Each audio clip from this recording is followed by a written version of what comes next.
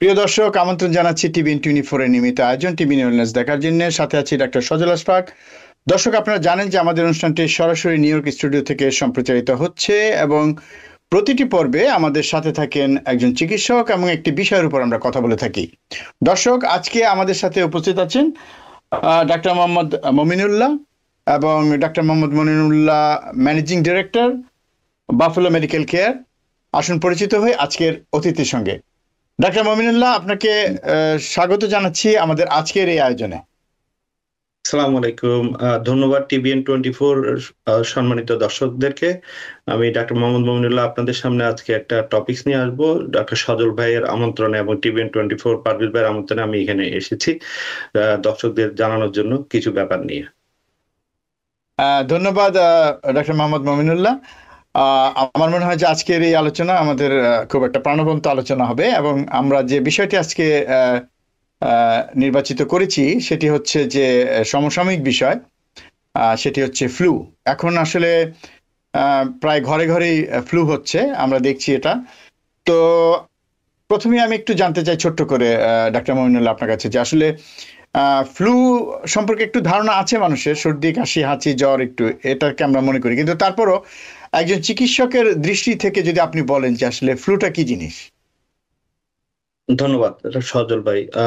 Flu হচ্ছে একটা virus যেটা আসলে আমেরিকাতে প্রতি বছরই ফ্লুর আক্রমণ হয়, যেটা সাধারণত শুরু হয় অগস্ট মাস থেকেই শুরু হয়। September CDC, centre for disease control, ওনাদের গাইডলাইন অনুসারে আমরা বলি যে ফ্লু শটটা শুরু করার জন্য। তো এই ফ্লু জিনিসটা কি? ফ্লু হচ্ছে একটা ভাইরাস যেটা ঘরে ঘরে আক্রান্ত হতে পারে, ছোট বড় বয়স্ক সবার ক্ষেত্রে এটা সমানভাবে প্রযোজ্য।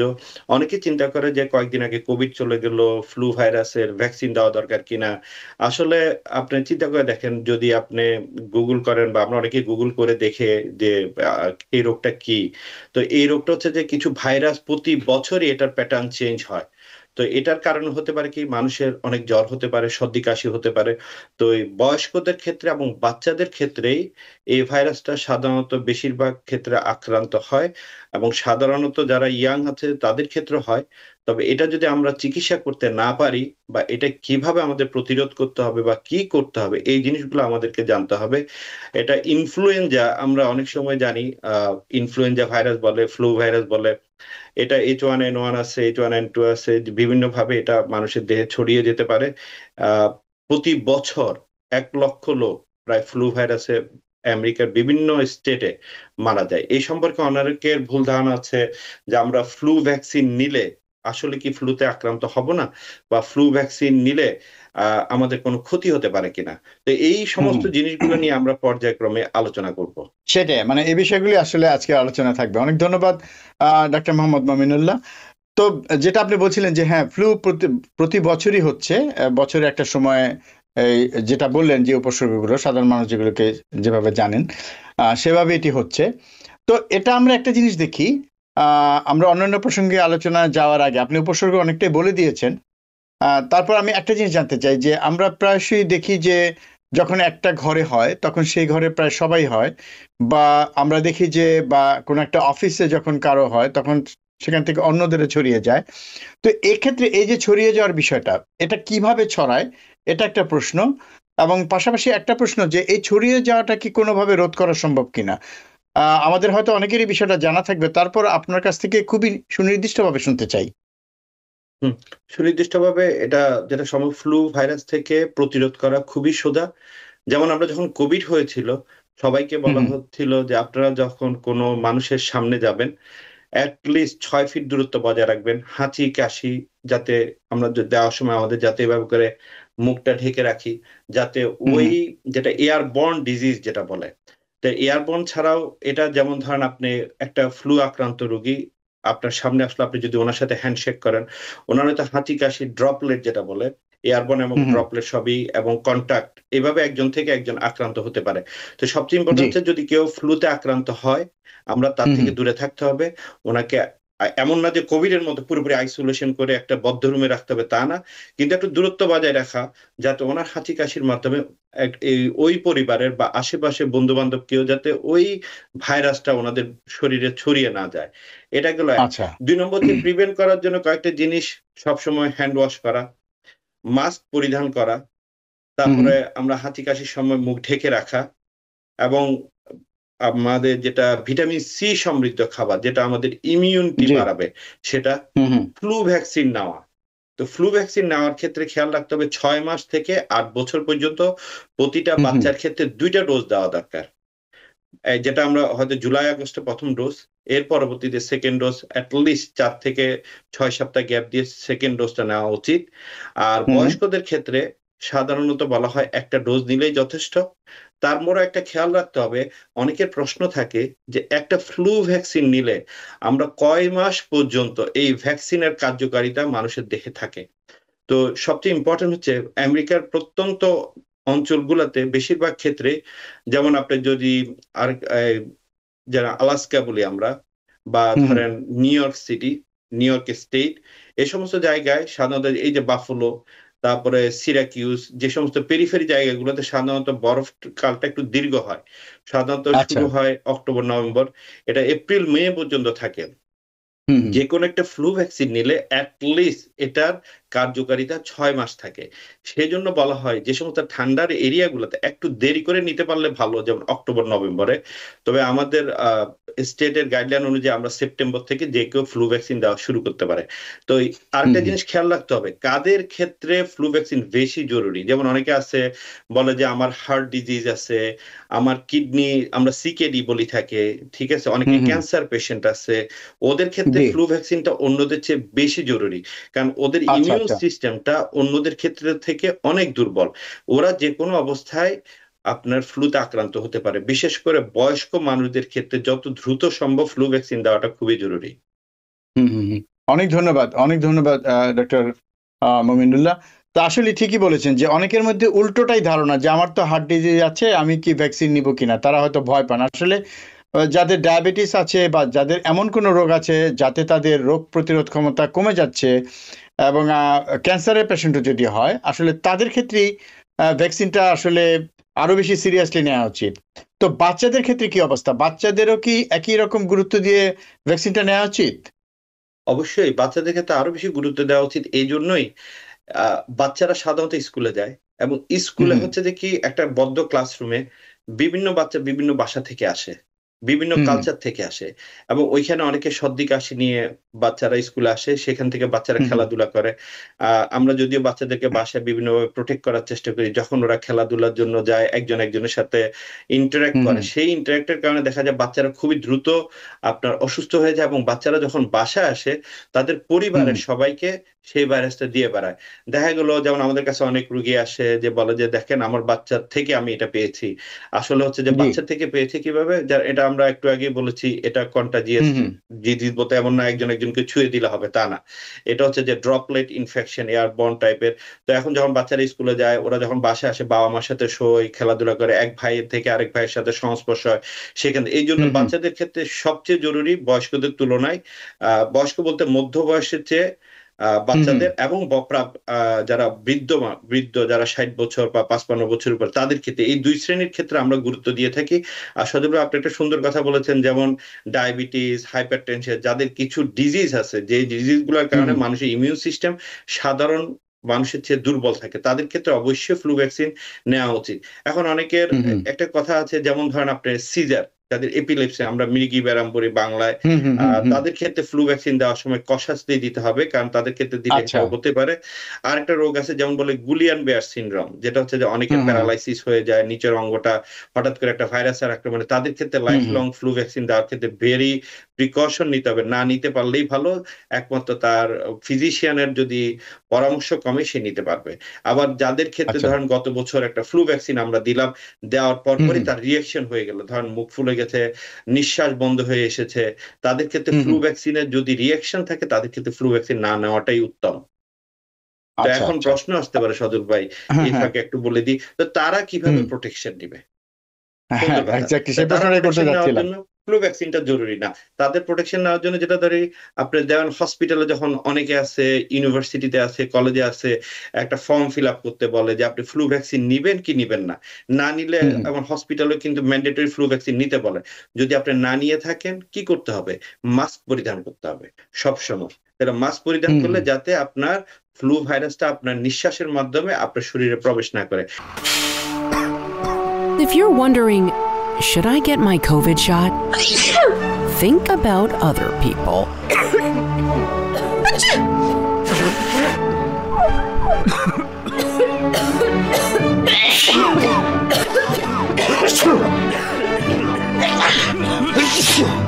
Set a date to get your COVID shot and RSV if eligible. Learn more at nj.gov/health/vaccines. সবসময় হ্যান্ড গ্লাভস ইউজ করার জন্য হসপিটালে, কিন্তু এখন বাসা বাড়ির বাইরে তো আপনি হাঁটার সময় হ্যান্ড গ্লাভস পরে হাঁটতে পারবেন না, কিন্তু খেয়াল রাখতে হবে হ্যান্ড স্যানিটাইজার ইউজ করা, যত তত হাত না দেওয়া। আবার আমাদের হুম অনেকের হুম। অভ্যাস আছে, ধরেন আঙ্গুলটা আমাদের নাকের মধ্যে দেওয়া বা কানের মধ্যে চুলকানো। এই জিনিসগুলো আসলে এটা আমাদের অনেকের কালচারাল হ্যাবিট বা অনেকে আসলে হয়ে যায় বাই মিস্টেকেনলি, হুম। হয় এমন না যে ইচ্ছা করে কেউ করে। সেটাই সেটাই। এই অনেক জিনিসগুলো খেয়াল ধন্যবাদ, রাখতে হবে। অনেক ধন্যবাদ। মানে খুব খুঁটিনাটি বিষয় আসলে। আপনি যেটা বলছিলেন যে এটা ছড়াচ্ছে হাঁচি, কাশি, হাঁচি, সর্দির মাধ্যমে ছড়াচ্ছে, droplet of infection, airborne infection যদি হয় সেটা ছড়াচ্ছে, এবং সেই হাঁচি, কাশি যখন আমার হাতকে দূষিত করছে বা কন্টামিনেট করছে, তখন সেই হাত দিয়ে আমি যাই স্পর্শ করব সেটাও দূষিত হয়ে যাচ্ছে সেই ভাইরাসের জন্য। এবং সেই জায়গায় যখন অন্য একটা ভালো মানুষ স্পর্শ করছে, তার হাতটাও সেখানে কিন্তু সেটা দূষিত হয়ে যাচ্ছে এবং তার হাতেও সেই ভাইরাসটা চলে যাচ্ছে, এবং সেই হাত যখন সে নাকে বা মুখে স্পর্শ করবে তার শরীরে ঢুকে যাচ্ছে। কাজে অনেকটা কোভিডের মতো, আমরা কোভিডে কিন্তু আমাদেরকে এই বিষয়ে অনেক বেশি সচেতন করেছে, অনেক বেশি আসলে আমাদেরকে কি বলা যায়, আমাদেরকে এক্সপেরিয়েন্স করেছে, অভিজ্ঞ করেছে কিভাবে এটা জি। প্রতিরোধ করতে হয়। তো সেই হিসাবে কিন্তু আসলে ফ্লু তো আগেও ছিল, বরং কোভিডের পরে ফ্লুর হওয়ার একটা যে প্রবণতা সেটা কমে আসছিল, কারণ আমরা আসলে কোভিডের পরপর অনেক বেশি সতর্ক এবং সচেতন ছিলাম। এবং আপনি যেগুলো বলছিলেন যে মাস্ক ইউজ করা বা হ্যান্ড স্যানিটাইজার ইউজ করা, এগুলো আমরা করতাম, যে কারণে হয়তো কম হতো। তো অনেক ধন্যবাদ। তো আমরা শুনলাম যে বাচ্চাদেরও এটা নিতে হবে, বড়দের তো হবেই, এবং কিছু কিছু রোগীদের ক্ষেত্রে নিতে হবে। এবং আরেকটা খুব গুরুত্বপূর্ণ কথা বলেছেন, যাদের সিজার বা এপিলেপসি আছে তাদের ক্ষেত্রে অনেক বেশি সতর্কতার সাথে নিতে হবে, এবং গুলেনবারি সিনড্রোম থাকলে না নিতে পারলেই ভালো। এবং সেক্ষেত্রে যেটা আমি বুঝলাম যে তারা বিশেষ বিশেষ জায়গাতে যখন যাবেন অবশ্যই মাস্ক ব্যবহার করবেন, হ্যান্ড স্যানিটাইজার সাথে রাখবেন, ক্ষেত্র বিশেষে তারা গ্লাভসও ইউজ করতে পারেন। এটা হচ্ছে উপদেশ। অনেক ধন্যবাদ ডক্টর মামিনুল্লাহ। তো এবার আমরা একটু অন্য প্রসঙ্গে যাই। আপনি একটা কথা বলছিলেন যে সেপ্টেম্বরের দিকে ভ্যাকসিন দেওয়া শুরু হয়। আহ, তো ভ্যাকসিনটা আবার ইনফেকশনটা আমরা দেখছি যে এখন এই বছর তো দেখলাম যে অনেকেই শুরু হয়ে গেছে অক্টোবরই। তো সেক্ষেত্রে এই ভ্যাকসিনটা যখন আপনারা দেন, মানে ভ্যাকসিনটা দেওয়ার কতদিন পরে এর কার্যকারিতা শুরু হয়? সাধারণত যে কোনো ভ্যাকসিন দেওয়ার পরে, স্পেশালি ফ্লু ভ্যাকসিন দেওয়ার 2 সপ্তাহ পরে এটার আচ্ছা আচ্ছা। ইমিউনিটি ডেভেলপ শুরু করে। তো ভ্যাকসিন হুম দেওয়ার হুম সাথে সাথে অনেকে বলে যে আমি এসেছি আপনার কাছে, ভ্যাকসিন দেওয়ার পরের দিন বা ওই রাতে আমার জ্বর উঠে গেছে, অনেক হুম ব্যথা হুম। বেদনা শুরু করছে। এটা হচ্ছে জি। যে আপনার যে ফ্লু ভ্যাকসিনটা, ফ্লু হ্যাঁ ভাইরাসটাকে হ্যাঁ। ইনঅ্যাক্টিভেটেড পর্যায়ে রেখে এটার অ্যান্টিবডিটা মানুষের শরীরে প্রবেশ করানো হয় যাতে ফ্লুর হুম। এগেনস্টে কাজ করে। তো অ্যাটলিস্ট 2 উইকস, 2 সপ্তাহ বা 14 দিন লাগে এটার ইমিউনিটি ডেভেলপ করতে। আচ্ছা আচ্ছা। তো এটা অনেক ধন্যবাদ। তো আরেকটা প্রশ্ন হচ্ছে যে কারো ধরেন যদি এমন আপনি যদি মনে করেন যে এই মানুষটার ইতিমধ্যে উনি ফ্লুতে আক্রান্ত হয়ে গেছেন কিন্তু ভ্যাকসিন নেননি, সেক্ষেত্রে কি তার ভ্যাকসিন নেওয়ার দরকার আছে? অবশ্যই, যেমন আপনি ধরেন কোভিড ভ্যাকসিনের কথাই ধরেন। কোভিডে হুম হুম। আক্রান্ত হওয়ার পরেও কিন্তু কোভিড ভ্যাকসিন দেওয়ার জন্য কেন বলে? কারণ কোভিড আবারও আক্রান্ত হতে পারে। যেমন অনেকে আমরা আচ্ছা ৩ টা আচ্ছা। ডোজ কোভিড ভ্যাকসিন নিয়েছি, বুস্টার ডোজ নিয়েছি। রিসেন্টলি হুম কোভিডের হুম নতুন ফর্মুলার ভ্যাকসিন মার্কেটে এভেইলেবল, হুম হুম ওইটাও নিচ্ছি। তো তার মানে যাদের হুম হুম কোভিড হুম। হয়েছে, অনেকের একবার হইছে, ২ বার হইছে। তার মানে কি কোভিড ভ্যাকসিন তারা নিবে না? কারণ একটা জিনিসের অবশ্যই। অ্যান্টিবডি তৈরি হয় একটা নির্দিষ্ট সময় পর, সেই অ্যান্টিবডি আবার সময় পরে ডিসলভ হয়ে যায়। তো সেক্ষেত্রে থাকে না। যাদের ধরুন ফ্লু হয়েছে, ওরা আবারও ফ্লু ভ্যাকসিন, মানে একবারই ফ্লু ভ্যাকসিন নিতে হবে সিজনে। যদি ওরা কোনো কারণে না নিয়ে থাকে, ফ্লুতে আক্রান্ত হওয়ার পরে কিছুদিন হ্যাঁ হ্যাঁ। পরে আবার যখন ওরা ভালো ফিল করবে, ফ্লু ভ্যাকসিনটা নিয়ে নিলেই ভালো। আচ্ছা আবার অনেকের আচ্ছা, বুঝলাম। প্রশ্ন হুম আছে, হুম ধরেন কোভিড ভ্যাকসিন, আমরা কি হুম কোভিড হুম। এবং ফ্লু একসাথে নিতে পারবো? এরকম হ্যাঁ, প্রশ্ন হ্যাঁ, আছে। হ্যাঁ, আছে। সিম্পল কিছু প্রশ্ন আসলে অ্যারাইজ করে অনেকে। তো আমি হ্যাঁ, জানি হ্যাঁ, হ্যাঁ, দর্শকরা হয়তো প্রশ্ন করতে পারে। আমার আমার সেটাই। হ্যাঁ, যেটা সাধারণ ধারণা থেকে আমি হ্যাঁ, উত্তরগুলো দিয়ে দিই যাতে দর্শকদের জন্য বোঝার সুবিধা হয় যে আমরা সেটাই। এক হাতে কোভিড ভ্যাকসিন দিতে পারবো একই দিনে, আরেক হাতে ফ্লু ভ্যাকসিনও নিতে পারবো একই দিনে। এই ক্ষেত্রে প্রথম যখন কোভিড ভ্যাকসিন বাজারে এসেছিল তখন বলা হুম, হতো হুম। আপনি যেদিন কোভিড ভ্যাকসিন নিয়েছেন তার 2 সপ্তাহ ওয়েট করেন পরবর্তী যে কোনো ভ্যাকসিন নেওয়ার ক্ষেত্রে। এখনকার সেই মিথ, সেই ধারণাটা থেকে সেন্টার ফর ডিজিজ কন্ট্রোল এবং ওয়ার্ল্ড হেলথ অর্গানাইজেশন এবং ফেডারেল ড্রাগ অ্যাডমিনিস্ট্রেশনের যৌথ নির্দেশনায় যে আপনি একসাথে দুটো ভ্যাকসিনই নিতে পারবেন। এই ক্ষেত্রে কোনো বাধ্যবাধকতা নেই যে নিতে পারবেন না, আনলেস যদি কোনো আচ্ছা। ধরনের কমপ্লিকেশন থাকে। যদি মানে কোন রকম জটিলতা যদি না হয় সেক্ষেত্রে সেটা নেওয়া যাবে। এখন এই ভ্যাকসিনের আপনি ফাঁকে বলছিলেন যদিও, তারপর আমি আবার প্রশ্নটা আলাদাভাবে করি এ কারণে যে এটা একটা মানুষের প্রশ্ন। তো অনেকেই যেটা আপনি শুরুতেই একটা বলছিলেন যে আমরা তো ভ্যাকসিন নিলাম, তারপরে তো আমার হলো, এবং তাহলে ভ্যাকসিন নিয়ে লাভ কি? আরেকটা অনেকে বলেন যে প্রতি বছরই কেন ভ্যাকসিনটা নিতে হবে, সেটা আপনি বলেছেন উত্তর যে ভ্যাকসিনটা ততদিন কার্যকর থাকে না। এবং প্রতি বছরই আমরা আরেকটা জিনিস দেখি যে নতুন নতুন ভ্যাকসিন আসছে, মানে এই ফ্লুর ভ্যাকসিনটাই নতুন ভাবে আসছে, যেটা পুরনো ভ্যাকসিন সেটা চলছে না, নতুন ধরনের ভ্যাকসিন আসছে। এইগুলোর কারণ কি? মানে আপনি যদি পুরো বিষয়টা বিস্তারিত বলেন, আমার মধ্যে দর্শকরা বুঝতে পারবে যে কেন প্রতি বছরই ভ্যাকসিনটা নিতে হবে এবং কেন নতুন নতুন ভ্যাকসিনই প্রতিবার আসছে। হুম, সুন্দর প্রশ্ন। আহ, যে ভ্যাকসিনের ব্যাপারে কেন আমাদেরকে প্রতি বছরই ভ্যাকসিন নিতে হবে এবং কেনই বা একই ভ্যাকসিন আমরা প্রতি বছরই মার্কেট বাজারজাত করি না, যেটা সরকার করে না। তো প্রতি বছরেই ফ্লু ভাইরাসের ভেরিয়েন্ট থাকে, যেমন কোভিডেরও কিছু কিছু ভেরিয়েন্ট থাকে, ফ্লু ভাইরাসেরও ভেরিয়েন্ট থাকে। এবং এটা প্রতি বছরে গবেষণা করে এই ভ্যাকসিনটা মার্কেটে আনা হয় এবং এই ভ্যাকসিনটা মানুষের দেহে প্রয়োগ করা হয়। প্রয়োগ করার পরে এই ভ্যাকসিনটা মানুষের 6 মাস লিস্ট ইমিউনিটি ডেভেলপ করে থাকে।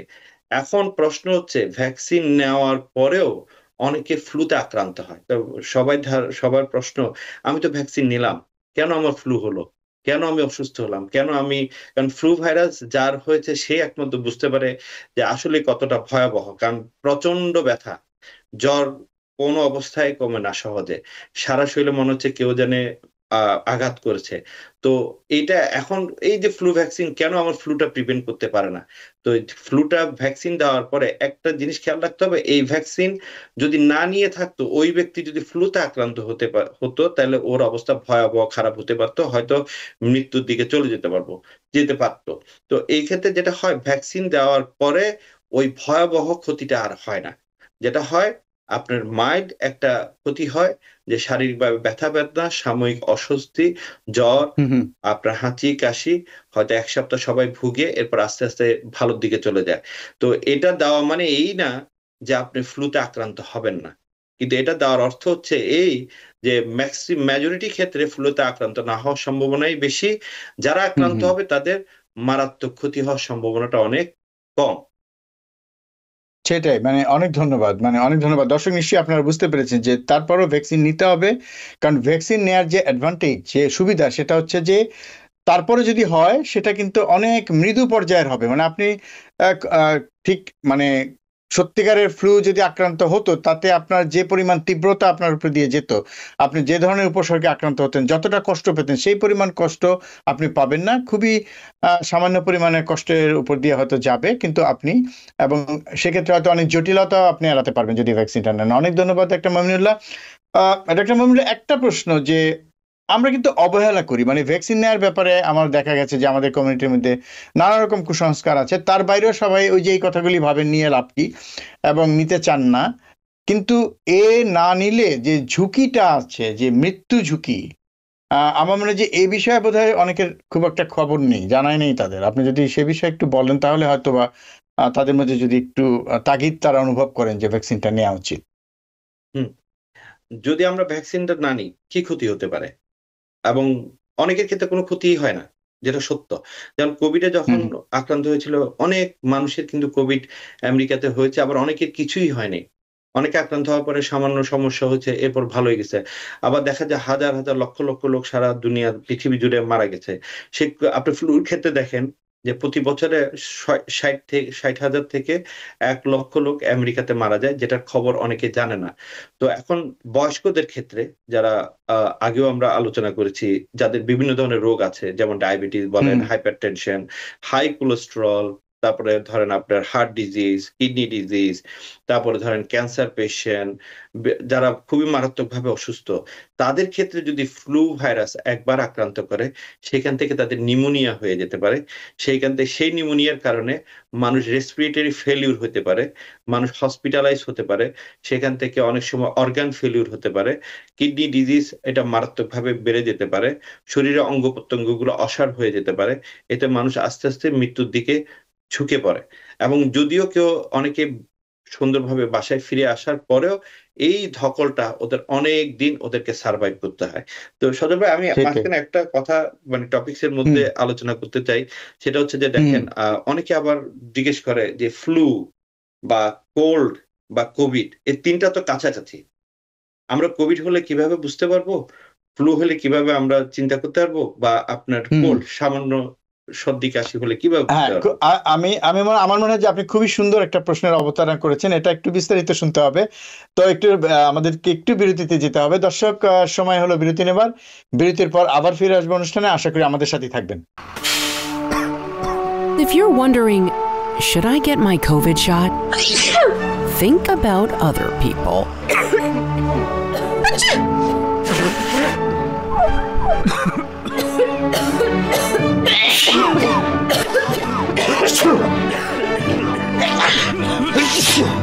Set a date to get your COVID shot and RSV if eligible.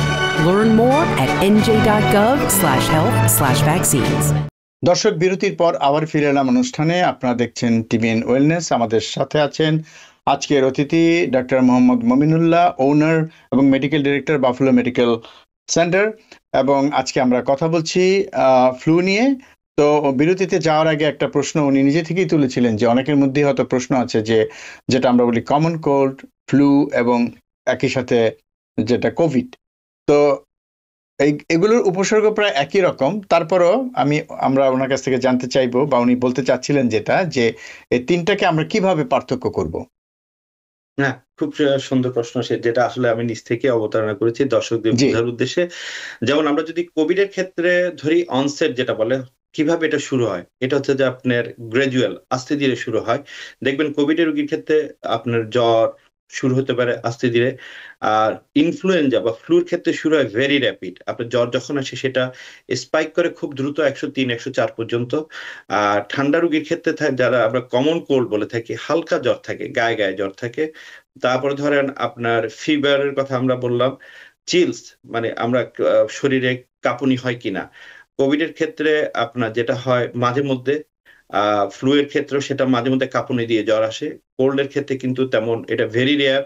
আর কাশি যদি বলি, তিনোটার ক্ষেত্রে আপনার কাশিটা থাকতে পারে কম বেশি। তবে খেয়াল রাখতে হবে কোভিড এর ক্ষেত্রে, কারণ কোভিড এর মেইন, কোভিড এবং ফ্লু এই দুইটা হচ্ছে লাং ইনফেকশন হয় সবচেয়ে বেশি।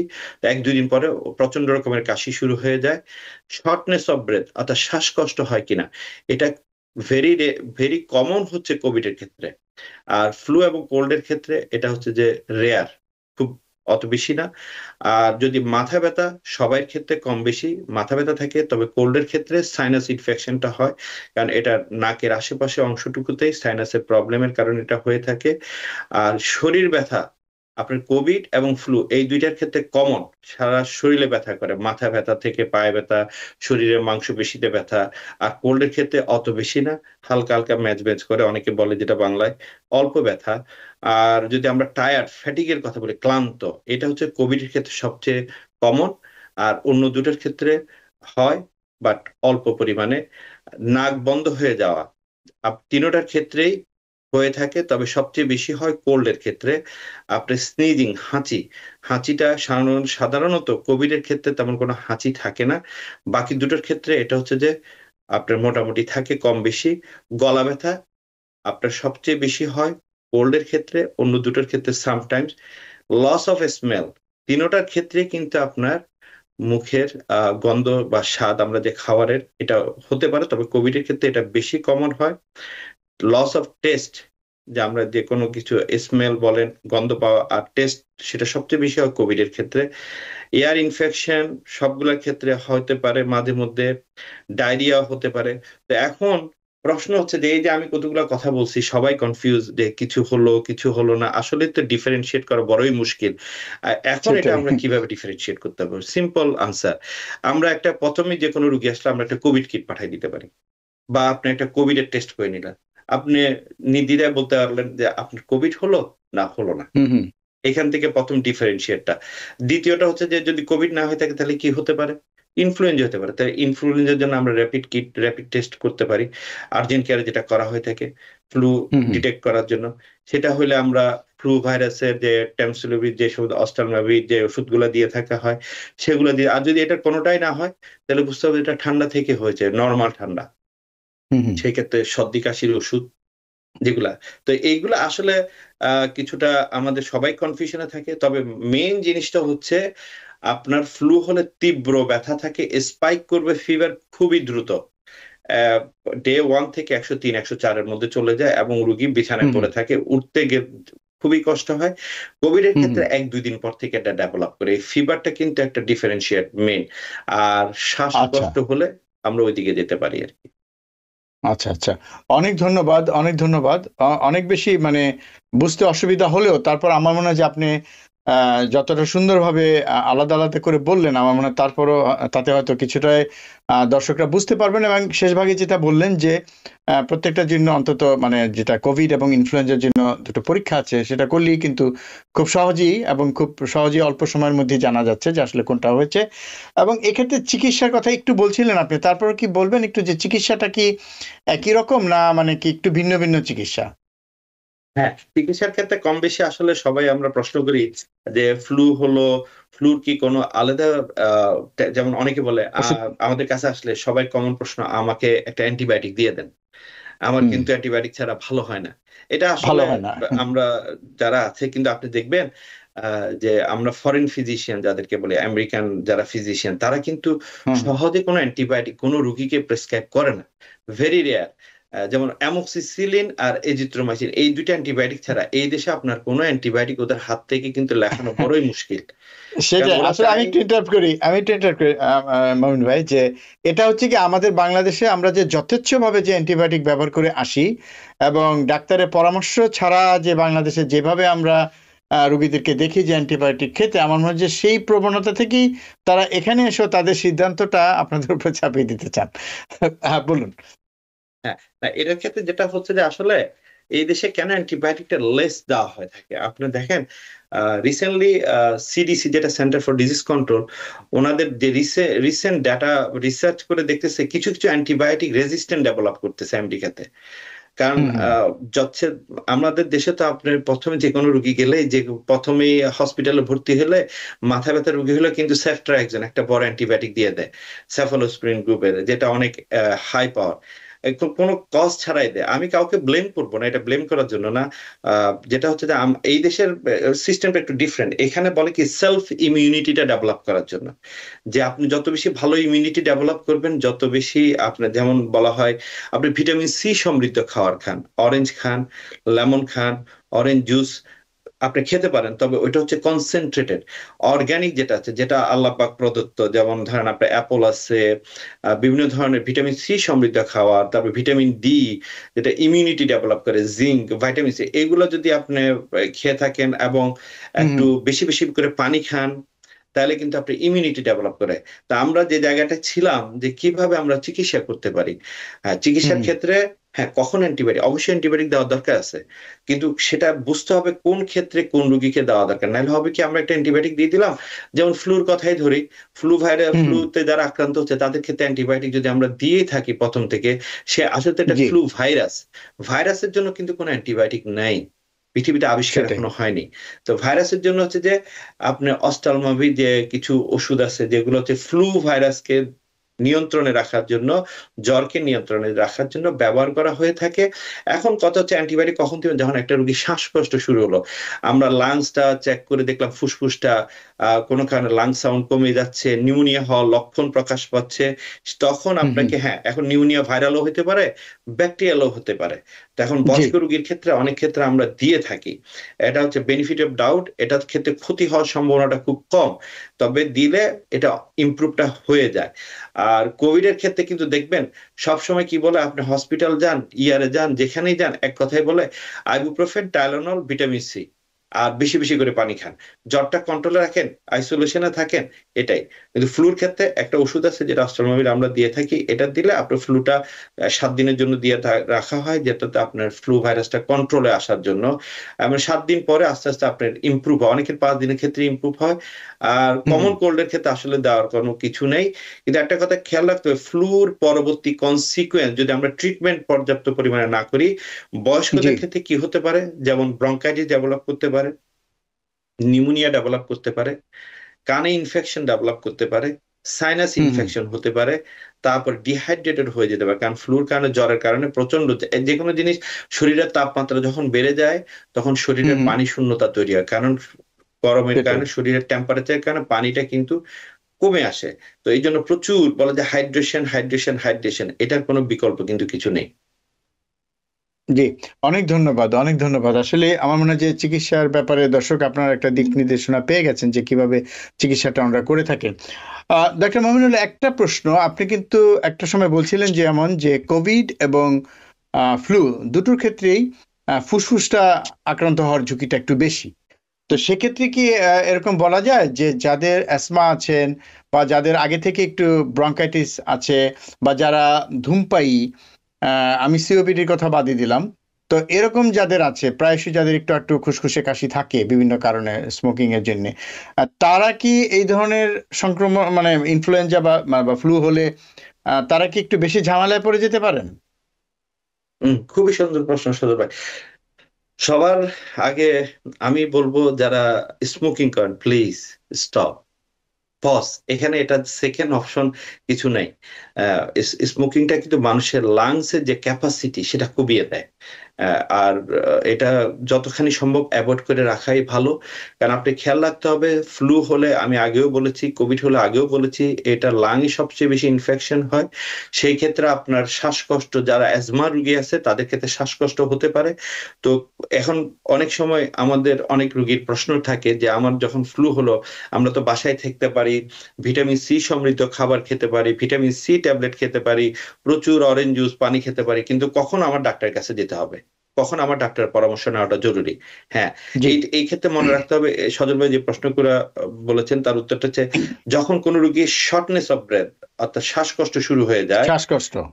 বুকে হুম ব্যথা শুরু হয়, তারপর হচ্ছে যে মাথা ঘুরাতে থাকে, অনগোয়িং ডিজিনেস, যেটা আমরা বাংলায় ইংরেজিতে বলে থাকে, হুম হুম হঠাৎ করে খিঁচুনি শুরু হতে পারে, তারপর হচ্ছে যে, যেমন ধরেন যার ডায়াবেটিস আছে, তার ডায়াবেটিসের স্পাইক করলো, এই ফ্লুর কারণে অনেক বেশি বেড়ে যাচ্ছে, তার মানে বুঝতে হুম হবে হুম তার বডির ইমিউন সিস্টেমটা দুর্বল হয়ে যাওয়ার কারণে কোনো ওষুধ তার ঠিক মতো কাজ করতে, ইভেন সে ডায়াবেটিসের কিছু, যখন ফ্লু হলো সে খেতে পারতেছে না, কিন্তু সুগার কেন এত বেশি হচ্ছে, সুগার কেন হুম বেড়ে হুম, যাচ্ছে, প্রেসার কেন স্পাইক করলো বা প্রেসার কেন ফল করতেছে, তারপরে হচ্ছে জি তীব্র রকমের শরীরে ব্যথা এবং এত অসাড় হয়ে যাচ্ছে আর নড়াচড়া করার ক্ষমতা হারিয়ে ফেলতেছে, হুম তখনই হুম বুঝতে হবে এই রোগীটাকে ডাক্তারের পরামর্শ দ্রুত নিতে হবে। কারণ ওই যে আপনার লাংসের উপর ইফেক্টের কারণে খেয়াল রাখতে হবে, একটার সাথে একটা কোরিলেশন আছে। যখন আমাদের কোভিড বা ফ্লু হয়, আমাদের ফুসফুসে আক্রান্ত হয়। ফুসফুসে আক্রান্ত হওয়া মানে হচ্ছে আপনার ফুসফুসের কার্যকারিতা কমে যাওয়া। কার্যকারিতা যদি কমে যায়, আপনার অক্সিজেনটা ফুসফুসে কমে যাচ্ছে, সেটা ব্রেইনে এবং কারণ এই অক্সিজেনটা হার্টে যাচ্ছে, ওইখান থেকে দূষিত অক্সিজেনটাকে আমরা, কার্বন ডাইঅক্সাইডটাকে অক্সিজেনে রূপান্তর করে শরীরে বিভিন্ন কোষে কোষে পৌঁছে দেওয়া হচ্ছে। যখন এটা জি পৌঁছাতে পারে না, দ্যাটস মিন আপনার অক্সিজেন শরীরে বিভিন্ন অঙ্গ প্রত্যঙ্গ পর্যাপ্ত পরিমাণে না যাওয়ার কারণে শরীরে বিভিন্ন রোগ ব্যাধি, আস্তে আস্তে মানুষ বিভিন্নভাবে দুর্বল হয়ে যায়। কারণ আপনার নিউমোনিয়া হলে লাংস পর্যাপ্ত পরিমাণে নিতে পারে না অক্সিজেনটা। তো এই জিনিসগুলা খেয়াল রাখতে হবে, যাদের ধূমপায়ী যারা আছেন যারা ধরেন কোভিড বা ফ্লুতে আক্রান্ত হন, দ্রুত কিন্তু ওদের ক্ষেত্রে আপনার ডাক্তার পরামর্শ নেওয়া উচিত, এবং হুম হুম যে আমি যে সিমটম গুলা বলেছি সেগুলা কিন্তু জি, মাথায় রাখতে হবে। সেটাই সেটাই অনেক ধন্যবাদ। আসলে দর্শক বুঝতেই পারছেন যে কখন হাসপাতালে যেতে হবে, কখন দ্রুত ডাক্তারকে দেখাতে হবে, বিষয়গুলো কিন্তু খুব সুন্দরভাবে আমাদের আজকের অতিথি ডাক্তার মোহাম্মদ মমিনুল্লাহ বললেন। তো এবার একটু সাধারণ প্রশ্ন করতে চাই। আমরা চিকিৎসার ব্যাপারে কথা বলেছি। একটা বিষয় অনেকের মধ্যে ধারণা আছে যে বিভিন্ন খাবার দাবার, এই ইনফ্লুয়েঞ্জা বা আমরা যেটা বলি কোল্ড বলি বা কোভিডই বলি, মানে এগুলো কিছু অনেক খাবার দাবারের কথা আমরা শুনি যে এগুলো কিছুটা হলেও মানে সাহায্য করে। যেমন স্যুপের কথা শুনি, বিভিন্ন ধরনের বা বিভিন্ন পানীয়র কথা শুনি। তো এক্ষেত্রে আসলেই কোনো এরকম কোনো দিক নির্দেশনা কি আপনি দিতে চান যে খাবার দাবারের ব্যাপারে, যে যেগুলো আসলেই রোগীরকে কিছুটা হলেও এই রোগ থেকে বেরিয়ে আসতে সাহায্য করবে? হুম। কোভিড এবং ফ্লু যেটাই হোক, মানুষ জিজ্ঞেস করে আমি কি ধরনের খাবার দাবার খাবো, কোন খাবারে হুম আমার হুম নিষেধ আছে, বা কোন খাবার আমি খেতে পারবো বা খেতে পারবো না। তো হুম যখন হুম এই রোগগুলো হয়, তো আমাদের দেশে একটা ছোটকালে আমরা বই পুস্তকে পড়েছিলাম গরু পাক খাদ্য, লঘু পাক খাদ্য। তো অনেকে হুম প্রশ্ন করে আসলে তো এটা অনেক আগের কথা। তো গরু হুম পাক হুম খাদ্য, লঘু পাক খাদ্য বলতে কি বোঝায়? গরু পাক বলতে আসলে বোঝায় যে খাবার গুলাতে আপনার হজমি শক্তিটা একটু কম, হজম হতে সময় লাগে। যেমন ধরেন আপনি একটা গরুর মাংস খেলেন, বা আপনি ভারী কোনো বিরিয়ানি। খাওয়া, যেমন আমরা বিরিয়ানি বা পোলাও, ঠিক আছে, হ্যাঁ রোস্ট, হ্যাঁ এই খাবারগুলো কিন্তু মশলাযুক্ত খাবার, এগুলাকে বলা হয় গরু জি। পাক খাবার। এই খাবারগুলো হজমি শক্তি কিন্তু মানুষের কমিয়ে দেয়, সহজে হজম হতে চায় না। হজম হতে তো চায় যখন না। মানুষ অসুস্থতা আক্রান্ত হয়, তখন তাদের ক্ষেত্রে বলে লঘু পাক খাওয়া। লঘু পাক খাওয়ার কি জিনিস? যেমন ধরেন আপনি সালাদ খেতে পারেন, তারপরে সবজি। স্যুপ, স্যুপ খেতে পারেন। স্যুপ হচ্ছে যে হ্যাঁ লিকুইড, এতে জি। স্যুপটার দুইটা ফাংশন, যেমন আপনার ডিহাইড্রেশনটা পূরণ করতে পারে, কিছুটা পানি এখানে হুম হুম থাকে, প্লাস হচ্ছে হুম এটা হুম কিন্তু হজম হওয়াটা খুবই ইজি। তারপর ইজি। দেন ভাইয়া আপনি যেটা বলছেন শাকসবজি, যে যেমন হুম আমরা হুম লাউ বলেন, মিষ্টি কুমড়া বলতে পারেন, বা ঝিঙ্গা সহজপাচ্য বলেন, যেটা বলে। হ্যাঁ হ্যাঁ শসিন্দা, এই খাবারগুলা, মাছ, যদিও অনেকে খেতে চায় না, তবে যত হ্যাঁ হ্যাঁ বেশি ফলমূল খাওয়া যায়। এখন হুম ফলমূলের হুম মধ্যে আসলে আমাদের একটা হ্যাবিট আছে যে আমরা, যেমন আম খুবই পছন্দ করি সবাই কম বেশি, কিন্তু এটা ডায়াবেটিস রোগীর কিন্তু ওই সময় আম খাওয়া ঠিক না। এটা যেমন এদেশের ফলগুলো, যেমন আপনি ধরেন স্ট্রবেরি আছে, রাসবেরি আছে, তারপরে ধরেন আপনার অ্যাপল, ঠিক আছে, এই জাতীয় হুম ওয়াটারমেলনের সুগার বাড়ে, বাট এটা ওয়াটারমেলন অনেক সময় হজম করাটা মুশকিল।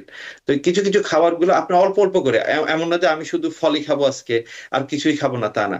আমি ফল খেতে পারি, একটু স্যুপ খেতে পারি, অরেঞ্জ জুস খেতে পারি বা অরেঞ্জ খেতে পারি। তো জুসের কথা আমি সবসময় ডিসকারেজ অনেক সময় করে থাকি, এই জন্য যে কনসেন্ট্রেটেড জুস, প্রচুর পরিমাণে সুগার থাকে। তো সুগারটা অনেক ক্ষেত্রে হয় কি, ডায়াবেটিস বেড়ে যেতে পারে। অনেকের হুম আপনার হুম দেখবেন, আপনি যখন সুগারি কোনো কিছু খাবেন আপনার গলা শুকিয়ে যায় কেন? কারণ খেয়াল করবেন, এক গ্লাস পানি যদি আমি 10 চামচ চিনি দিই, পানির পরিমাণটা কমে আসে, কারণ চিনিটা পানিটা শোষণ করে। যত বেশি আমি হুম মিষ্টি হুম জাতীয় খাবার খাবো, সে আমার শরীরের ভিতরে সেটা সুগারটা কি করতেছে, পানিটা টেনে নিচ্ছে। এতে হবে কি, আমরা যখন প্রস্রাব করতে যাব, প্রস্রাব করার সময় দেখা যাচ্ছে কি আপনার ঘন ঘন প্রস্রাবের কালারটা চেঞ্জ হয়ে যাচ্ছে। প্রস্রাব হুম করার হুম সময় অনেক সময় জ্বালা পোড়া শুরু হয়। তো ওই জন্যই সজল ভাই, আমার আনসার হচ্ছে যে হ্যাঁ, আমরা খাওয়ার যে কোনো কিছু খেতে পারবো, তবে আমাদেরকে চেষ্টা করি যে খাবারটা সহজে হজম হয়, সফট হুম খাওয়ার, হুম লিকুইড খাওয়ার, ওই সময় খাওয়াটা জরুরি। সেটাই। মানে আরেকটা হচ্ছে যে আমার মনে হয় যে এটা সম্পর্কে একটু বলেন যে আহ, এই সময় তো আসলে রুচিও কম থাকে, হ্যাঁ তাই না? হুম, তো এইগুলির মধ্যে আপনি যে ধরনের বললেন, এই ধরনের খাবারের মধ্যে যেটা তার মুখে রয়েছে সেটাই খাওয়া উচিত। আরেকটা যে ভাত খাওয়া যাবে কিনা এটা নিয়েও কিন্তু অনেকে খেতে চান না, ভাত খেতে চান না। তো আসলে কি ভাত খাওয়াতে কোনো নিষেধ থাকে যদি তার মানে আগে থেকেই ভাত খাওয়ার ব্যাপারে কোনো নিষেধাজ্ঞা না থাকে, বিশেষ করে ডায়াবেটিস বা অন্য ক্ষেত্রে? সেক্ষেত্রে তো আমার মনে হয় না সমস্যা থাকার কথা। আবার কেউ কেউ ভাবেন, যেটা কোভিডের সময় চালু হয়েছিল, যে অনেক ডিম খেতে হবে, অনেক প্রোটিন খেতে হবে। তো এগুলি সম্পর্কে যদি ছোট্ট করে একটু বলেন। হ্যাঁ, প্রোটিন সমৃদ্ধ খাবার খেলে মাসেল বিল্ড করে, শরীরের জন্য ভালো। কার্বোহাইড্রেটও খেতে পারবেন, তবে সবকিছু হচ্ছে পরিমাণ মতো। যেমন আমরা অনেকে বলি না আমি ভাত খাবোই না, কেন? আসলে ভাত খেতে আমরা নিষেধ করেছে। হ্যাঁ, এখন যদি আপনার হাই ডায়াবেটিস হয়, আপনি তো 3 বেলা ভাত খাওয়ার দরকার নেই, আপনি একবেলা খাবেন, পরিমাণ মতো খান। আর ডিম খাওয়ার ক্ষেত্রে বা প্রোটিন সমৃদ্ধ খাওয়ার ক্ষেত্রে অনেকে শুধু ওইটাই খেতে চায়, তবে খেয়াল রাখতে হবে, আহ সুষম খাবার, যে আমাকে অল্প কার্বো রাখতে হবে আমার খাওয়ার প্লেটে, অল্প পরিমাণে সবজিও রাখতে হবে, একটু প্রোটিনও রাখতে হবে। আমি শুধু যদি প্রোটিনটাই খেলাম, প্রোটিন কিন্তু শরীরের আমাদের বলে source of energy, power of energy যেটা বলে কার্ব। তো কার্বটা যদি একদম না খেয়ে থাকি, এটা আমাদের শরীরের জন্য সম্পূর্ণ ভালো না। তো কিছু কার্ব, কিছু প্রোটিন, কিছু সবজি মিক্স আপ করে সুষম। সোজা কথা হচ্ছে যে যদি আমরা একটা অ্যাভয়েড করে আরেকটাই খেতে থাকি, অনেক সময় শরীরে টায়ার্ড লাগে, ক্লান্তিটা আরো বেড়ে যায়। যদি সবকিছু থাকে, একটা ব্যালেন্স থাকে আর কি। আর আরেকটা কথা আমি মাঝখান দিয়ে বলতে চাই, অনেক দর্শকদের প্রশ্ন থাকতে পারে যে আপনি তো সবকিছুই বলেছেন, বাচ্চা বলছেন, অ্যাডাল্ট বলছেন, বয়স্কদের কথা বলছেন, প্রেগনেন্ট মহিলাদের কথা তো আপনি কিছু বলেন নাই। হ্যাঁ, আমাদের অনেকের বোনেরা আছে, মায়েরা আছে, আমাদের যে ভাবিরা, অনেকে আপা আছে যে অনেকে প্রেগনেন্ট, তো তাদের ক্ষেত্রে ফ্লু ভ্যাকসিন নেওয়া যাবে কিনা, এটা অনেকের প্রশ্ন থাকে। হ্যাঁ, এটার ক্ষেত্রে হচ্ছে যে প্রেগনেন্ট পিপল অবশ্যই ফ্লু ভ্যাকসিন নিতে পারবেন। সেটা আপনার গাইনোকোলজিস্টের বা যার কাছে আপনি দেখান, ওনার থেকে পরামর্শ নিয়েই আপনি নিতে পারবেন। এটার ক্ষেত্রে কোনো আপনার আনলেস কোনো মেডিকেল কন্ডিশন যদি নিষেধ করে থাকে, সেই ক্ষেত্র ছাড়া সবসময় আপনি এটা নিতে পারবেন। সেটাই। অনেক ধন্যবাদ। আপনি শেষ ভাগে যে প্রশ্নটা নিজে থেকে তুললেন যে আমরা মিস করে যাচ্ছিলাম যে গর্ভবতী মহিলারা ভ্যাকসিন নিতে পারবেন কিনা, ছোট্ট একটা প্রশ্ন দিয়ে শেষ করি, খুবই সাধারণ প্রশ্ন। আপনি জুস খাওয়ার কথা বলছিলেন এবং এটা ভালো এই সময় খেলতে পারলে, ভিটামিন সি যুক্ত খাবার। তো এক্ষেত্রে অনেক সময় আমরা দেখি যে প্রক্রিয়াজাত ভিটামিন সি পাওয়া যায়, যেমন বোতলে পাওয়া যাচ্ছে বা বিভিন্ন জুস পাওয়া যাচ্ছে। এক্ষেত্রে কি আপনি কোনটা সাজেস্ট করেন, মানে যেটা প্রাকৃতিক বা ন্যাচারাল ফ্রুট থেকে যদি কেউ জুস তৈরি করে খেতে চান, সেটা বেশি ভালো, না যেটা বোতলে বিভিন্নভাবে প্রক্রিয়াজাত অবস্থায় পাওয়া যায় সেটা ভালো? যেটা নিজে থেকে পাওয়া যায় সবসময় আমি বিশ্বাস করি, মেডিকেল সায়েন্স বিশ্বাস করে, যেটা প্রকৃতি প্রদত্ত যে কোনো কিছুই ভালো, এবং আল্লাহর তরফ থেকে যেটা মানুষের জন্য এসেছে সেই জিনিসটাই ভালো। যে কোনো কিছু আপনি যখন এটাকে আমরা বোতলজাত করে বাজার করি, প্রসেস ফুড, দেখেন আপনারা কিন্তু আমেরিকানরা কিন্তু সবসময় কিন্তু বাসায় রান্না করেন, ওরা প্রসেস ফুড নিয়েই ওয়ার্ম করে খেয়ে ফেলে, কিন্তু প্রসেস ফুডটা মানুষের শরীরের জন্য ভালো না। যতখানি সম্ভব চেষ্টা করতে হবে ন্যাচারাল ওয়েতে নেওয়ার জন্য। যদি আমাদের সময় সুযোগের অভাব থাকে বা খেতে মন না চায়, সেক্ষেত্রে অবশ্যই ভাইটামিন সি সমৃদ্ধ ট্যাবলেট যেগুলো বাজারে পাওয়া যায় সেগুলো নেওয়া উচিত। জি, অনেক ধন্যবাদ, অনেক ধন্যবাদ। আমার মনে হয় যে দর্শক, আজকে খুব সুন্দর একটি আলোচনা হয়েছে ফ্লু নিয়ে, এবং ফ্লু না, সাথে কমন কোল্ড এবং কোভিডও আলোচনা এসছে। ডাক্তার মমিনুল্লাহ, আপনাকে অনেক ধন্যবাদ খুব সুন্দর এই আলোচনার জন্য। আমার মনে হয় যে আমাদের এই আলোচনা, পারস্পরিক যে আলোচনাটা, এটা খুবই দর্শকরা উপভোগ করেছেন। আপনাকে অনেক ধন্যবাদ আমাদেরকে সময় দেওয়ার জন্য। ধন্যবাদ সজল ভাই, ধন্যবাদ টিবিএন 24 কে, এবং ধন্যবাদ সারা বাংলা ভাষাভাষী আমেরিকা, সারা বিশ্বে যারা ছড়িয়ে আছেন। আপনারা সবাই সুস্থ থাকবেন এবং টাইম টু টাইম আপনাদের চিকিৎসকের পরামর্শ নেবেন, কোভিড ভ্যাকসিনটা নিয়ে নেবেন যখনই, কারণ সায়েন্স অনেক দূর এগিয়ে আছে। এবং আমরা জানি অনেকের ক্ষেত্রে বদ্ধমূল ধারণা আছে এই জিনিসটা আমার শরীরের জন্য ভালো না। এই জিনিসটা আসলে আপনারা মাথায় রাখবেন না, সবসময় মনে রাখতে হবে বিজ্ঞান কিন্তু মানুষের ভালোর জন্যই, মানুষের জন্য কিন্তু বিজ্ঞান তৈরি। তো এই বিজ্ঞানটা আমাদের সবার জন্যই তৈরি হচ্ছে, যে আমরা যাতে সুস্থ থাকি, সবল থাকি। এবং আমার জন্য দোয়া করবেন। আমাদের বাফলো মেডিকেল কেয়ার, আমরা এখানে মানুষের সেবা দিয়ে যাচ্ছি, যারা বাফলোবাসী, আপনাদের সবাইকেও ধন্যবাদ। এবং নিউ ইয়র্কে যারা আছেন, সারা আমেরিকা জুড়ে যারা বাংলা ভাষাভাষী, সবাইকে আমি আমার তরফ থেকে আসসালামু আলাইকুম এবং টিবিএন 24 কে আবারও ধন্যবাদ জানাচ্ছি। জি, আপনাকে অনেক ধন্যবাদ এবং আপনার বাফলো মেডিকেল সেন্টারের জন্য শুভকামনা। দর্শক, এতক্ষণ যারা আমাদের সাথে ছিলেন, আপনাদেরকে অনেক অনেক ধন্যবাদ। এবং আজকে আমরা চেষ্টা করেছি এই ফ্লু নিয়ে আলোচনা করতে, ফ্লুর ভ্যাকসিন নিয়ে আলোচনা করেছি। আমার মনে হয় যে এই আলোচনা থেকে অবশ্যই আপনারা কিছুটা হলেও উপকৃত হয়েছেন। সবাই ভালো থাকবেন, সুস্থ থাকবেন। আগামীতে আবার দেখা হবে অন্য কোনো বিষয় নিয়ে। আল্লাহ হাফেজ।